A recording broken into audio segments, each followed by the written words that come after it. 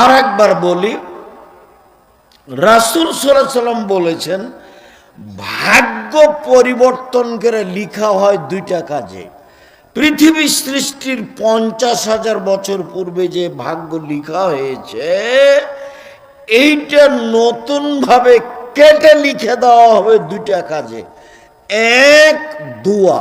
দোয়া দিন রাত দোয়া করেন, আল্লাহ যেটা লিখেছেন সেটা কেটে দিবেন, আর একটা লিখে দিবেন। দুই, ভালো আচরণ, ভালো চাল চলন, ভালো আচরণ, ভালো চাল চলন। ভালো আচরণ ভালো চাল চলনে যেটা ভাগ্যে লিখা আছে সেটা আল্লাহ কি করবেন? কেটে নতুন ভাবে লিখে দিবেন। মনে থাকবে কি এগুলো কথা? ইনশাআল্লাহ।